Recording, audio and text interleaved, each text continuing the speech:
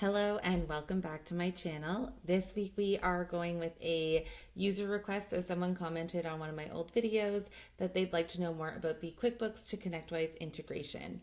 As a disclaimer, I am not an accounting professional. I am a procurement professional, and I'm going to go through this with the lens of procurement, inventory, and how the inventory in ConnectWise talks to your QuickBooks. So that means we're going to look at the product classes and types in ConnectWise.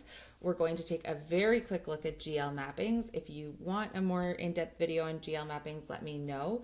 And then we're going to talk about the points in which your ConnectWise is communicating with your QuickBooks for those inventory conversations and inputs. So let's hop right into it. As you know, you have a product catalog. All of your products are going to have a class and a type. And this is the first mistake I see. This is where everyone gets something wrong from the beginning. And if this is wrong, then you're going to have a lot of pain as you go through the rest of the process. So let's look at the class first. The class is how your product behaves in ConnectWise. This is just a ConnectWise thing. It is non-inventory, inventory, bundle, agreement, and service. And those are hard-coded. They should not change. That is how it's behaving in your system. Then we come into type. Product type is a QuickBooks specific field. It is an accounting specific field as well, but in the realm of just talking about QuickBooks, this is how your product is going to behave in your QuickBooks environment. What you should see here are inventory, non-inventory, other charge, and service. Those are the out-of-the-box ones. However, these are not hard-coded and you can change them. And I frequently see clients change these and make up their own things for them. Sometimes I see sort of category style descriptions in here. We don't really want that. We want to keep it as simple as possible. So you're going to be looking for inventory, non-inventory, other, and service. You can change these in the back end. So these are under your system setup tables, and you're going to look for product type. Here are the product types. This is what it should look like outside of the box. And you're going to want to make sure that those get simplified. If you need help doing that, let me know. I can help you with that as well. Once we have that all well and good, there is a little bit of logic in regards to the type and the class. Usually they should just match. And if you have an inventory class product, you should have an inventory type product. If you don't, there are a few scenarios in which your class and type might not match. That's okay. But most of the time, if you have inventory class, it should be inventory type. If you have an accounting class, it's an accounting type. That depends on what type of product it is, and I can go through this in another video. I think I have when we talk about product classes. But these are the different types of products that you might have, and here's how you're looking at those class and type definitions. Now that we've covered that, we'll look at GL mapping very briefly. In your setup tables, you have GL mappings. And when it comes to your GL mappings, this is how your products are going to go into your accounting package. And we'll look at revenue product first. This is just saying, based on the category or subcategory, go into these specific accounts. If something doesn't have a category or a subcategory, it's going to go into product sales because it can't find anything below it. But if it is on a professional services board or an integration board, it has a specific account. We could do a whole video on GL mappings.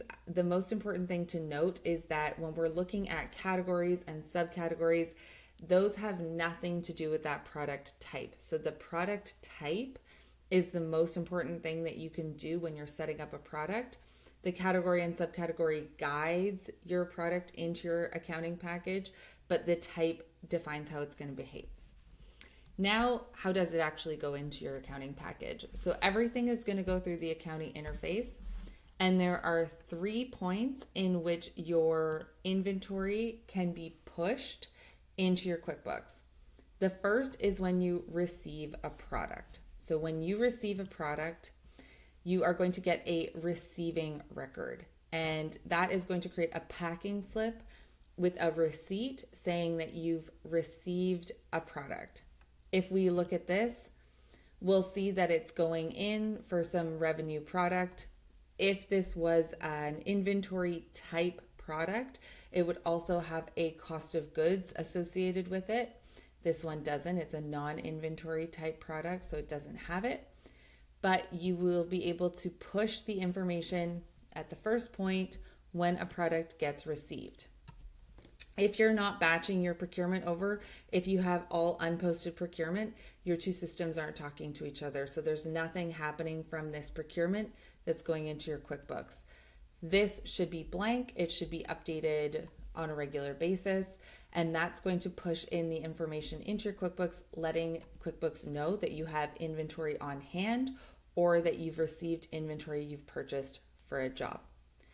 The second time that you can have any information passed from your QuickBooks into your from your ConnectWise into your QuickBooks are inventory adjustments. So inventory adjustments are where you may have found stock laying around.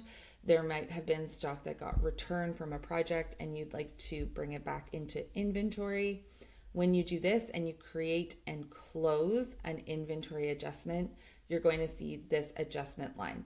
This is the second way that you can get ConnectWise to tell QuickBooks something has happened with inventory, because it is saying that there has been an inventory adjustment and that this product has been put into stock. So again, if you're batching your procurement over, your QuickBooks is staying up to date. If you're not batching your procurement over, then it doesn't know when you've received things and it doesn't know when you've adjusted inventory in. The last time that a ConnectWise can let QuickBooks know about something happening with inventory are invoices. So invoices allow you to tell QuickBooks that something has been invoiced.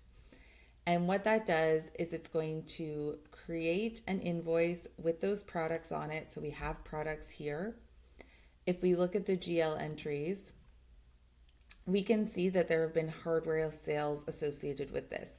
So these are all those different GL mappings that were built earlier, and it's going to update your QuickBooks and say that this has now been closed out financially. This has been invoiced. This specific product has been invoiced against the customer, and it's what kind of clears it out of that QuickBooks. So again, to sort of high level recap, there's 3 points in which your inventory talks to your QuickBooks. 2 are under your unposted procurement, when you receive something or when you do an inventory adjustment. The third is when you have a closed invoice and you batch your invoice over to your QuickBooks.